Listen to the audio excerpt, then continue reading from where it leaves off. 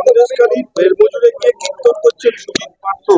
Sandeshkhali 50 kilometre আগেই ভোজেরহাটকে গ্রেপ্তার করা হলো হিউম্যান রাইটস ফ্যাক্ট-ফাইন্ডিং টিমকে। কি বলবো? দেখুন, 144 ধারা ভেঙে যারা ওখানে কীর্তন করছেন, একটু অপেক্ষা করুন, কয়েক মাসের মধ্যে ওদেরও কীর্তন বেরিয়ে পড়বে রাস্তায়, সঙ্গে থাকবেন মানুষ। পার্থভৌমিক কি বললেন না, তাতে কি সন্দেশখালীর মানুষের খুব একটা যায় আসে? কোনো পরিবর্তন হবে? যে অত্যাচার, যে লুট তৃণমূল কংগ্রেসের কর্মীরা শাহজাহানকে সামনে রেখে ওখানে করেছে, সেখানে এই ধরনের বিবৃতি দিয়ে ক্ষোভকে প্রশমিত করা যাবে না। আসলে আপনারা শাহজাহান এমন করছেন যেন শাহজাহান স্বাধীনতা সংগ্রাম। আসলে শাহজাহান কোনো ব্যক্তি নয়, শাহজাহান কোনো বিচ্ছিন্ন সত্তা নয়। শাহজাহান একটা কনসেপ্ট, শাহজাহান একটা চিন্তা, শাহজাহান একটা ভাবনা, যেটা তৃণমূলের ভাবনা। তৃণমূল যেভাবে সরকার চালিয়েছে তার কারণেই এই শাহজাহানের জন্ম হয়েছে। যদি শাহজাহান না থাকতো তাহলে কেউ বলরাম থাকলেও সেও একই কাজ করতো। এটা আইন হবেই বাকিদের জন্য, রাজার জন্য তো কোনো আইন হয় না। পশ্চিমবঙ্গে একদিকে পুলিশ স্টেট, অন্যদিকে রাজতন্ত্র।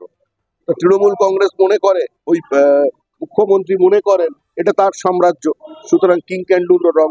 রাজা কোনোদিন ভুল করতে পারে না, আইন প্রজার জন্য হয়। আমরা যারা প্রজা আছি আমাদের আটকে দিচ্ছে, যারা রাজা আছে তারা পেয়াদা হারদালি নিয়ে ভেতরে যাচ্ছে। কারোর প্রতি কোনো আস্থা ফেরার প্রশ্ন নেই। এই বিক্ষোভ সন্দেশখালীতে থেমে থাকবে না। পুলিশ কতদিন বিক্ষোভকে বন্ধ রাখতে পারবে? পুলিশ কতদিন তৃণমূল কংগ্রেসের নেতৃবৃন্দকে প্রোটেকশন দিতে পারবে? মানুষ বাধ্য হচ্ছে আইনকে নিজের হাতে তুলে নিতে। কোথায় ছিল পুলিশ যখন সিদ্দিকুল্লাহ চৌধুরী আক্রান্ত হয়েছিলেন, তৃণমূলের মন্ত্রী? রাস্তায় দাঁড়িয়ে তিনি অবরোধ করেছিলেন। কেউ বলেছিল? কোন পুলিশ গেছে সিদ্দিকুল্লাহর কথা শুনতে? যেদিন রামকৃষ্ণ মিশনের সমস্ত রিলিফ, তাদের রুটি তৈরির যন্ত্র লুট করেছিল, রামকৃষ্ণ মিশনকে ত্রাণ নিয়ে ঢুকতে দেয়নি, কোথায় পুলিশ ছিল? যেদিন বাস রুট বন্ধ করে দিয়ে অটো চালিয়েছিল, কোথায় ছিল পুলিশ? যেদিন সরকারি অফিস ভাঙচুর করেছিল শেখ শাহজাহান, কোথায় ছিল পুলিশ? যেদিন জিয়াউদ্দিনকে দিয়ে একটার পর একটা খুন করিয়েছিল, আমরা ডায়েরি করেছি, কোথায় ছিল পুলিশ? প্রদীপ মন্ডল যখন খুন হয়েছিল, কোথায় ছিল পুলিশ? কেন এখনো পর্যন্ত আমাদের কর্মীর দেহকে উদ্ধার করা গেল না?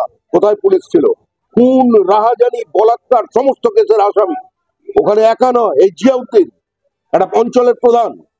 এখনো তো মানুষ সমস্ত ফাইল খোলেনি, এখন শুধু শাহজাহানের ভাইকে নিয়ে চলছে।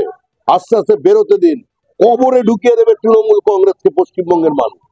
তৃণমূল কংগ্রেসের কোনো বুথে এজেন্ট থাকবে না সন্দেশখালীতে লোকসভা নির্বাচনে। আর 2026 সালে ভোট হবে না, নির্বাচন হবে আগে। এই সরকার যাবে না 26 বছর।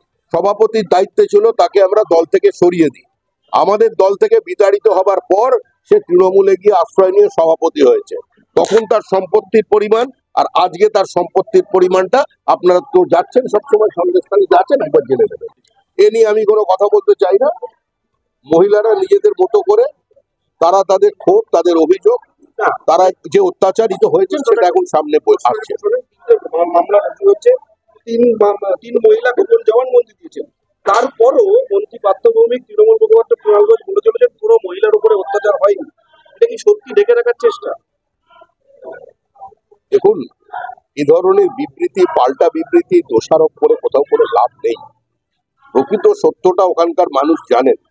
এখনো পর্যন্ত আপনারা যা জানতে পেরেছেন সেটা 5% মতো, এখনো অনেক কিছু জানা বাকি। এখনো পর্যন্ত তৃণমূল খোলাখুলি, স্থানীয় তৃণমূলের প্রাক্তন নেতারা যারা দুর্দিনে মমতা বন্দ্যোপাধ্যায়ের ওই ঘাসফুল এঁকেছিলেন দেওয়ালে, সিপিআইএম এর আমলে যারা বিভিন্ন সময় ঘর ছাড়া ছিলেন, মিথ্যা মামলার শিকার হয়েছেন, যাদের শাহজাহান একসময় আক্রমণ করেছে, যারা স্লোগান দিত শাহজাহানের ফাঁসি চাই, এখনো তারা সামনে আসতে পারেনি।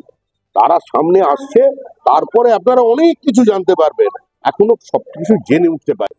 এই 100 দিনের টাকা সবথেকে বেশি পাচ্ছে দক্ষিণ চব্বিশ পরগনা, সেখানেই রয়েছে অভিষেক ব্যানার্জির কেন্দ্র। স্বাভাবিক ব্যাপার। কুণাল ঘোষের দাবি যে এখান থেকে টাকার অংশ বেশি, কারণ কেন্দ্র দিচ্ছে না, রাজ্যই মেটাচ্ছে। এ বস্তা পচা হয়ে গেছে ওই। যাদের জন্য 100 দিনের কাজ, তারাও শুনে শুনে ক্লান্ত, তারাও জানেন প্রকৃত সত্যটা কি।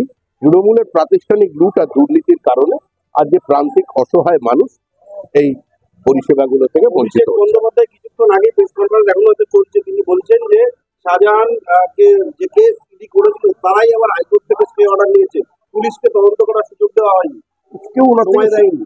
কেউ শুনতে চায়নি।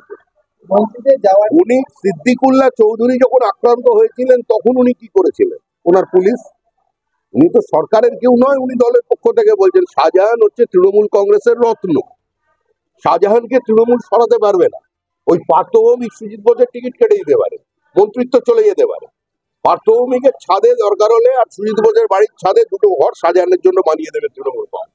গো ব্যাক লেখা পোস্টার, তৃণমূল বলছে এই পোস্টার হাতে দিয়েই থাকাই বলা হয়েছে এবং সমস্ত সাংগঠনিক ভাবে অর্গানাইজড করা হয়েছে, সমস্ত অর্গানাইজ ভাবে করা হচ্ছে বাইরে থেকে। 64,000 ভোটে জিতেছেন, সমস্ত পঞ্চায়েত গুলো ওদের, পঞ্চায়েত সমিতি ওদের, জেলা পরিষদ ওদের, আর অন্য লোক অর্গানাইজ করছে। তাহলে ওখানে তৃণমূল কি করছে? ওদের কচু গাছে গলায় দড়ি দিতে বলে। সন্দেশখালীর ঘটনা নিয়ে সৌগত রায় বলছে মিডিয়ার বানানো, পুরো দায় চাপিয়ে দিচ্ছেন মিডিয়ার উপরে। সন্দেশখালীর এই ঘটনা বলছে মিডিয়ার বানানো, পুরো দায় এখনো মনে হয় দল থেকে কিছু পাওয়ার আশা আছে। ওনার মধ্যে একজন পণ্ডিত প্রাজ্ঞ মানুষ, একজন অধ্যাপক যদি এইখানে দাঁড়িয়ে জীবন সায়ান্নে এসে এই ধরনের বিবৃতি দেন, এটা কি রাজনীতির পক্ষে সুস্থকর, না সমাজ এটা থেকে তার থেকে প্রত্যাশা করে? দুর্ভাগ্যজনক। প্রথম দিন 111 জনের বিরুদ্ধে পুলিশ যে এফআইআর করে তার মধ্যে 47 জন আন্দোলনকারী, বাদবাকি সবাই বিজেপি কর্মী।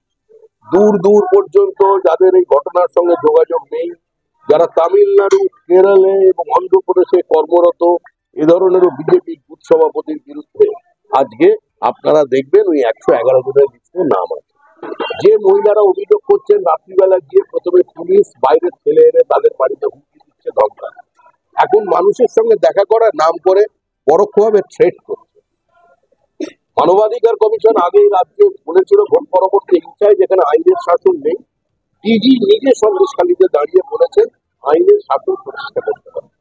তাহলে রাজ্য পুলিশের সর্বোচ্চ কর্তা যদি আইনের শাসন প্রতিষ্ঠার কথা বলেন, তো সেই সরকারটা কি আর থাকতে পারে? এখন তো রাজ্যপালের চিন্তা ভাবনা করবার সময় এসেছে, তিনি স্বরাষ্ট্রমন্ত্রীকে কোন রিপোর্ট পাঠাবেন। সন্দেশখালীতে এখন সভা না করাই ভালো, এর আগে মানুষের সমস্যা মিটুক, এইটা একথা অভিষেক বলছেন। তাহলে কি মানুষের ক্ষোভকে ভয় পাচ্ছে? সন্দেশখালীতে অভিষেক ব্যানার্জিকে যদি সভা করতে হয় তাহলে নদীর এপার থেকে লোক নিয়ে যেতে হবে। সন্দেশখালীর মানুষ অভিষেক বন্দ্যোপাধ্যায়ের সভা, ওখানে ওনাকে মানে সবাই উপস্থিত থাকবে। ওনাকে যদি করতে হয় ওনাকে বহিরাগত নিয়ে যেতে হবে।